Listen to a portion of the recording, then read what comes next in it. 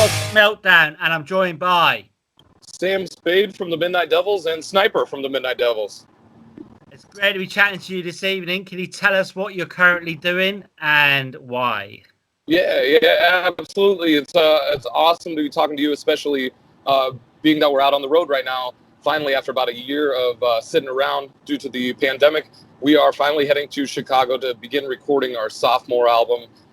Chips Enough is going to be producing it, and we are basically just driving all night tonight. That sounds insane.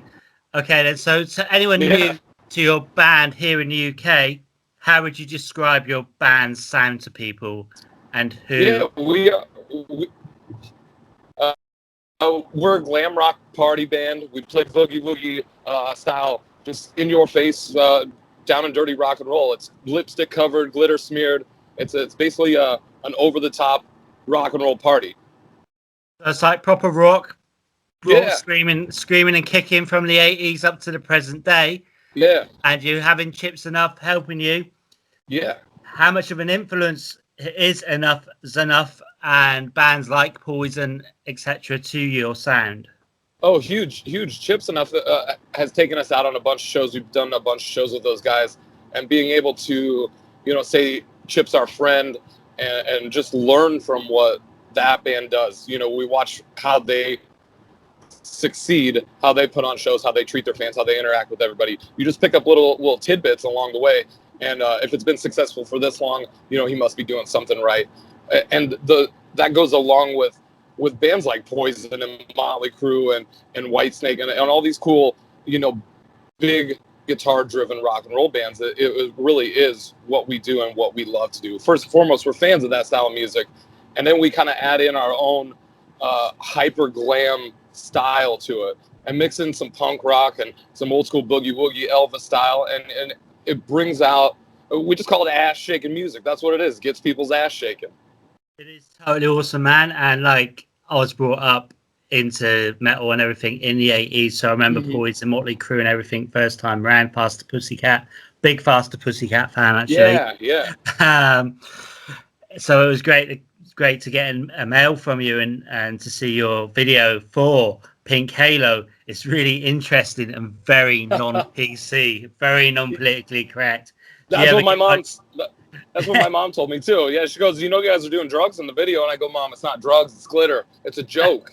We're not trying to take it seriously. And I think that's the cool thing about this band is that, first of all, we're three friends that love hanging out together, and this is a big party for us, and we enjoy the celebration as much as the audience does. And that's really what we don't take it too seriously, because at the end of the day, rock and roll is supposed to be fun.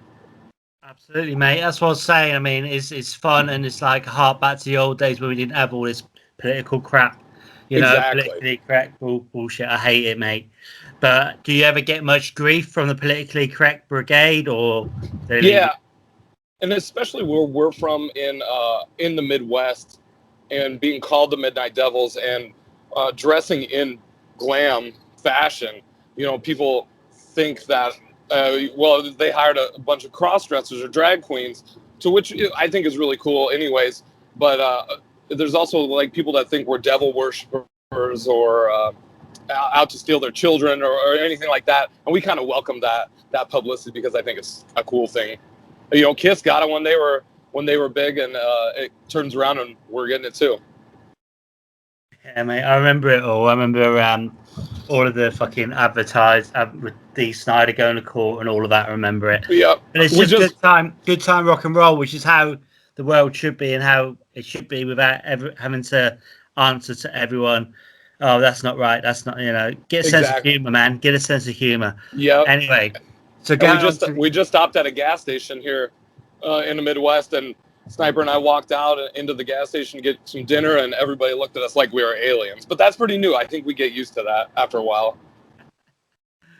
Yeah, man, absolutely. Okay, then, so can you tell us about the EP that you've had out recently? And can you tell us a bit about the songs that feature on it, especially Pink Halo? Yeah, is the debut record that we put out is Something Bigger. And that was released, I believe, late 2018. And the single Pink Halo was the second single we put out. The first single was a song called Generation Dirt. Pink Halo was a song that we had kind of put together in that boogie woogie faster pussycat bathroom wall vibe, and we wanted something that was just that moved and grooved and really was just drenched in sleaze and rock. That's really what it was. I had the idea, I kind of had the chord structure, I brought it into Sniper. He goes, oh yeah, I totally get what you're doing, let me work on this. And he brought it back in and he put in that moving guitar part that really kind of keeps the momentum of the song shaking. And that's what we want. The song's not about anybody in particular. It's kind of about a bunch of girls over the course. All good. All good. Okay. So is your Glam Slam partying group going to be hitting the road soon? And would you like to try and get over to the UK? I mean, I noticed that you're sort of by Canada. So do you go up there a lot for tours? We don't. That's a very good question. We don't get to Canada because our drummer Jimmy Mess has legal issues, and Canada is very strict about, like, say you get a DUI, you're not allowed into Canada. So I don't think we got to go through some big hoops to get our band into Canada. But as far as the UK tour, our biggest goal for this year or for next year is to get the Midnight Devils into Europe to play overseas, because I feel that the music, especially the kind of rock and roll that we play, is still relevant and still well received, where here in the States it's always a fight. Every show we play is a fight. I can imagine, man, especially Central Europe, Belgium, where I go to a lot, Holland, those sort of places, you go down a storm, definitely. Yeah. Absolutely. And we toured with the Choir Boys last year, and they said the same thing. You know, we had watched videos of them playing to thousands of people in Europe, and they come here to the States and they're playing to a couple hundred now. They're one of the best bands we've ever seen live, and it was really cool to be playing with them. But we're like, man, we need to come back over to the UK with you guys and start doing some shows over there. Absolutely agree. Yeah, I think Choir Boys, I saw them at Hard Rock Hell in Wales. It's like a festival over here, and it was amazing. They were like, I mean, I was never a big fan of theirs, to be honest with you, but that they were amazing. Just the energy and everything. Yeah, that would be good, man. It surprised us the first time we did a show with them. Like the first night of the tour, we were like, we don't know how this is going to go out, and they come out and just knocked our socks off, and we're like, oh, this is going to be a good month-long tour that we got with these guys, because it was a really, really good band that played great rock and roll music. You know, if we fit in perfectly. Next one, man. When did you first get introduced to glam rock / metal, and can you remember your first ever performance? Yeah, I was introduced probably when I was in 8th grade, so I would say 15, maybe 13, 14. A buddy of mine, well, I went to a private school, and they would show you like propaganda on how rock and roll was bad, and it was essentially affecting the youth to worship the devil. It did the complete opposite for me, and it really intrigued me. And I'm like, I know that this isn't devil worshiping music, but I love how this is upsetting, upsetting the status quo. So that really hooked me into. My buddy brought in a copy of and it was all from there. I'm hooked on this, is what I want to do. And that kind of led into bands like the New York Dolls and Sweet and Slade, and kind of turned me on to all these punk rock bands, the godfathers of glam rock. And that was like, I go, okay, I think I found my place. And the first show I ever did, I joined a punk band when I was 16, and I was like the one glam dude in a punk band, wearing fishnets and makeup and everything like that, with a bunch of spiky-haired punk rockers. But it worked. It still works because it's from the heart. Totally. So were you brought up like in the Bible Belt over there then? Yeah. Right in the middle of the country is a state called Nebraska, and that's where Sniper and I grew up, and we were raised. And it's a very conservative part of the country. We love it here. It's quiet, it's easy, and we get to travel, to either coast is only 24 hours by car. So it's very beneficial for us to live here.